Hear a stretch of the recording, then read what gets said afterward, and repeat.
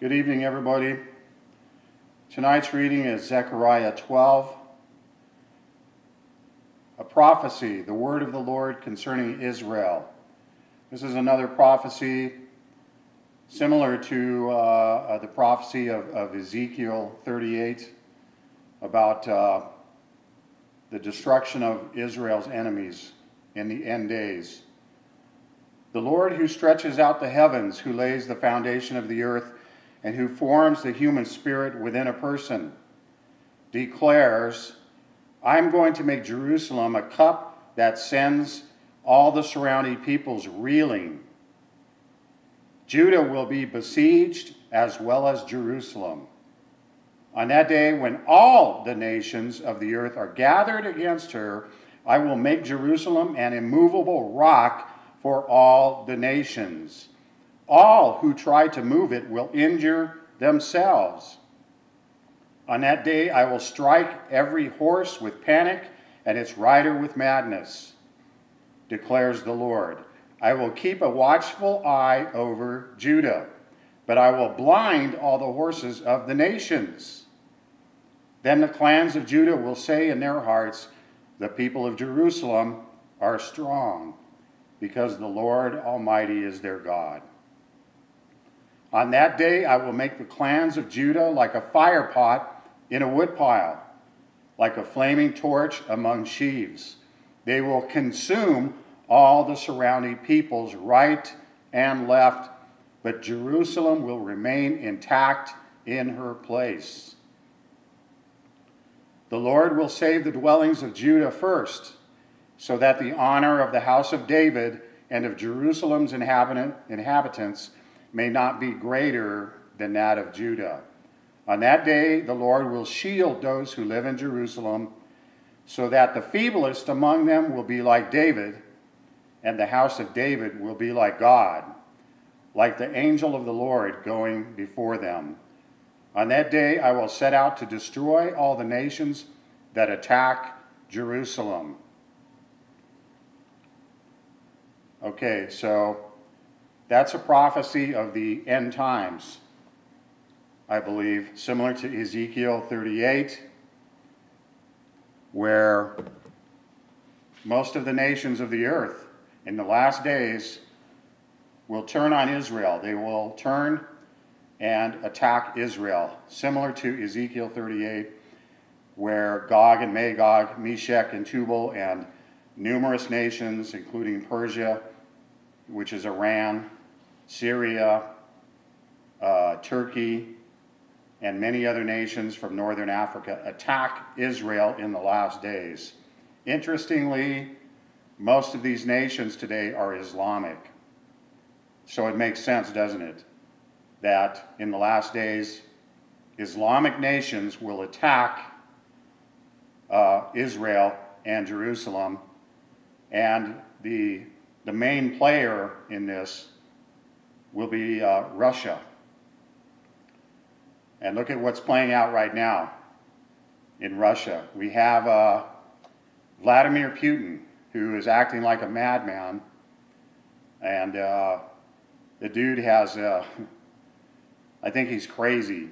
You know, I think he's probably feeling like he's losing power in his own country, and so he's lashing out. He's invaded Ukraine, and it's interesting to see how far Vladimir Putin, the little dictator with the Napoleon complex, will go in order to justify himself to his own nation. What will Vlad the Impaler do after he continues on, or what happens if the West actually gets some spine, and our own leaders like Joe Biden and both the Democrats and Republicans in America decide to stand up and take a real stand against Russia? Will Vladimir then do something really stupid, you know, like start World War III? You know, it's hard to say, isn't it? But you know, I think people were in the last days.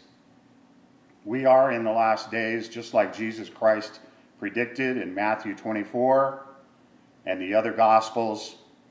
We're getting close to the last days and the return of Jesus Christ. It seems very obvious to me and to a lot of other people. Now, we can't predict dates. We can't predict exactly what's coming. Only God knows. The Bible even says that even Jesus himself doesn't know the day or the hour of his return. But we can be sure from the signs that we're getting close. The prophecy in Zechariah talks about how God himself intervenes. All the nations, many nations, it says, come against Israel and Jerusalem and attack Israel.